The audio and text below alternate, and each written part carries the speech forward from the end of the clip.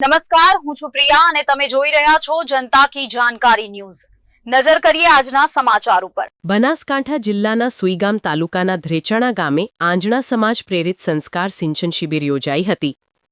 જેમાં ધ્રેચાણા ગામના ઉત્સાહિત સરપંચ જાંબાબાઈ ચૌધરીના નિવાસસ્થાને શિબિર યોજાઈ હતી, જેમાં સમગ્ર પંથકમાં જાણીતા વક્તા નેહલબેન ગઢવીના અધ્યક્ષ સ્થાને સંસ્કાર સિંચન શિબિર યોજાઈ હતી,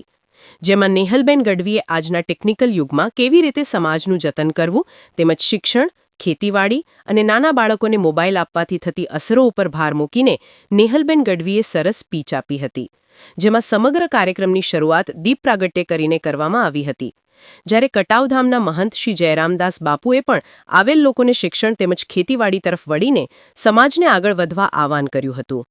ભાભર, સુઈગામ, વાવ વિસ્તારના આંજણા ચૌધરી સમાજના મહિલાઓ, યુવાનો અને વડીલો મોટી સંખ્યામાં ઉપસ્થિત રહ્યા હતા, જેમાં નેહલબેન ગઢવીનું સન્માન ધ્રેચાણા સરપંચ જાંબાભાઈ ચૌધરીના પરિવાર દ્વારા કરવામાં આવ્યું હતું, જ્યારે કટાવધામના મહંત શ્રી જયરામદાસ બાપુનું સન્માન દેવજીભાઈ પટેલ જાંબાભાઈ ચૌધરીએ ધાર્મિક પુસ્તક આપીને સન્માનિત કરવામાં આવ્યા હતા।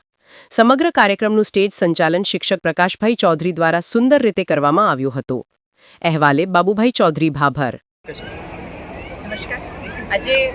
ગુજરાતના છેડાના ગામમાં આવી છું, જે જામાભાઈ, દેવાભાઈ, રણછોડભાઈ તમામ લોકોનો એક પ્રયાસ હતો કે ગામ ભલે છેડાનું હોય પણ ગામના લોકો, ગામનો પરિવાર અને આવતું ભવિષ્ય છેડાનું ન રહે એ માટે એમણે પ્રયાસ કર્યો હતો। એમના મનમાં કોઈ એવું નહોતું કે પાછળ તરફ લઈ જવી હતી ગતિ। હા, એ લોકો ઈચ્છતા હતા કે એમનું બાળક છે આવનારું ભવિષ્ય વિજ્ઞાન તરફ પણ જાય, પણ હા સાથે સાથે ધર્મ અને સંસ્કૃતિ સાથે પણ જોડાઈ શકે। એટલે આ તમામ મિત્રોએ ક્યાંક એક બંધ બનાવવાનો, એક પુલ બનાવવાનો પ્રયાસ કર્યો કે જો નવી પેઢી એમ માનતા હોય કે કંઈ જૂનું નકામું છે,